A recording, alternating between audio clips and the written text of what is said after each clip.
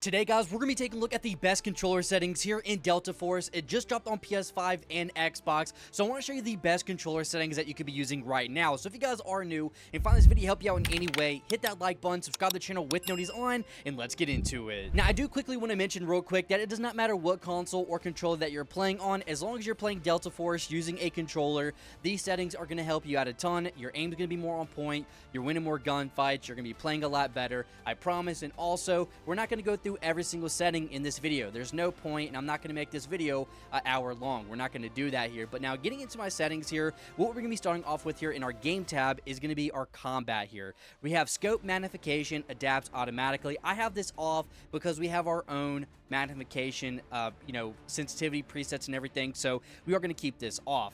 Reloading interrupts ADS, I have this off as well. This is more preference, really. I like to have it off, so I like to always be aiming down sights as much as possible, so I should go ahead and keep this off. Automatic airborne mantle, I have this off. You do not want to lose gunfights because of the airborne mantle. We do not want that. Automatic airborne mantle is terrible. Autopilot, I have off. I really don't get in vehicles or anything like that. I'm more of just a run and gun. I'm only using a gun only type guy. We have auto parachute, I have off.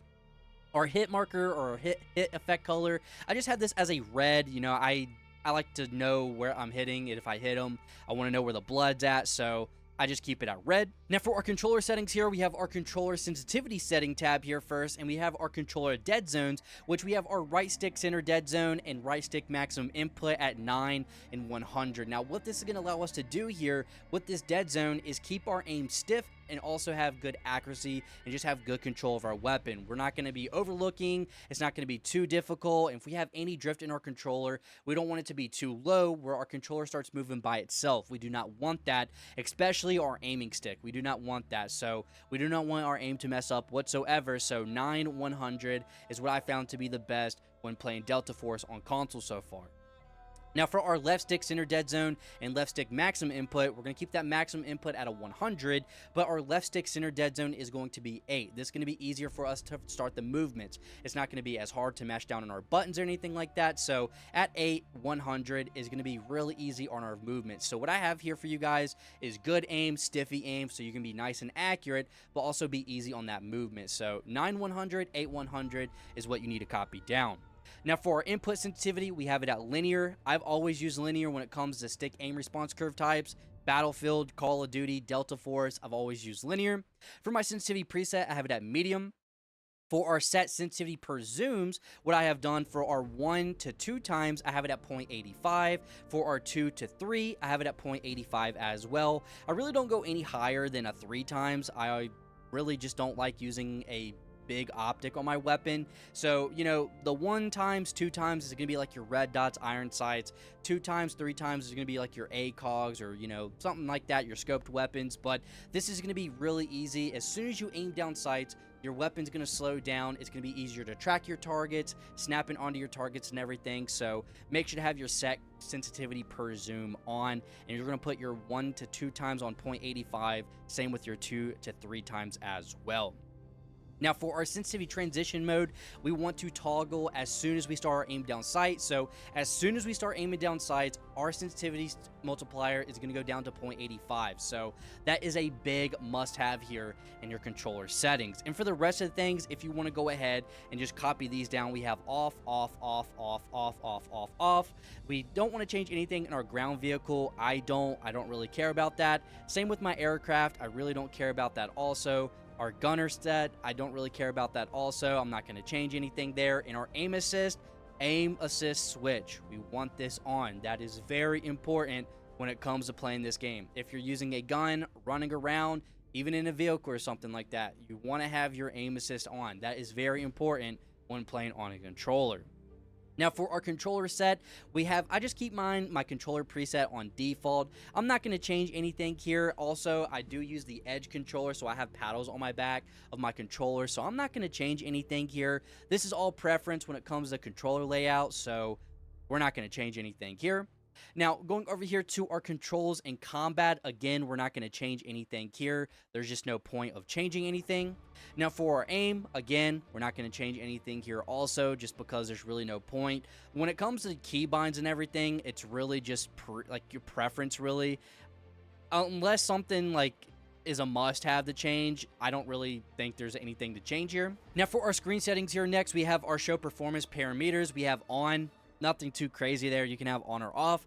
The only things that I really want you to change, we're going to make sure to have our warfare, our minimap rotation. We want this on. Now, you can change your minimap scale. You could bump this up to 95.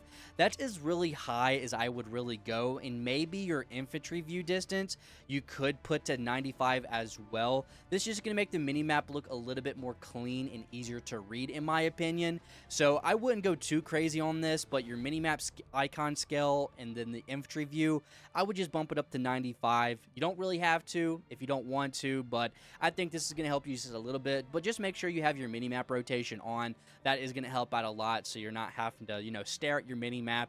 As long as you're moving around and everything, your minimap is going to rotate to make it easier to read. Now, jumping into our graphic settings here next, we have our display, which are brightness. I'm not going to change anything here. I just kept it the same in the middle. I'm not going to change that. I think the graphics, I think the brightness and everything looks good, so we're not going to change anything there.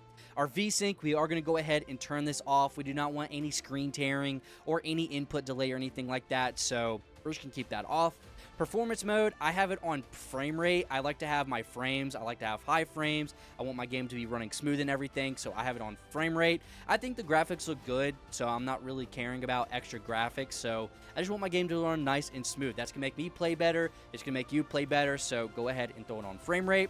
And then we have our default FOV. I have it at 115. I am not going to max out at 120 just because there is a chance of more screen tearing, some input delay and everything. We're not going to risk that, so we're going to put this on 115. And then for our final thing here in today's video, we have our audio settings. Now, I know everyone has different ears. Everyone hears different things here, but if you want to copy my audio settings down, here they are. For my master volume, I have it at 85. Sometimes this game can get loud, so I went ahead and just dropped it down a little bit. For my audio output mode, I have it at headphones. If you're using headphones, earbuds, or something, if you're playing this game, have it on headphones so you can hear better directions where people are running from, how many people are running at you. You can definitely tell by how many footsteps are running at you, how many people are about to push you. I mean, it's really easy to read, people's footsteps in this game, but make sure to have that on headphones. That is very important. Now, for my individual volume, the music, I have all the way down. I feel like the music can be a little annoying sometimes, and really, when I play this game or any shooting game, all I want to hear is explosions, the operators talking, and that gun shooting. I just want to be able to hear everything crazy. Gun shooting, explosions, that's all I want to hear. I don't want to hear any music, so I went ahead and turned the music volume all the way down. And then my copyrighted music playback, this is just to save me from YouTube, so I just went ahead and turned this off. But, I mean, that's really it. There's nothing else you really need to change besides those things, so make sure to copy those down. And also, let me know what you guys think about Delta Force on console. There might be a few bugs, but I'm sure they're going to fix that. But guys, I hope these settings do help you. If they did, make sure to let me know in the comments, and also make sure to leave a like on this video and subscribe to the channel with notifications on, because I'm about to bring some absolute bangers to this channel on some Delta Force. But guys, thanks so much for watching. You guys stay safe, and I'll see you on the next one.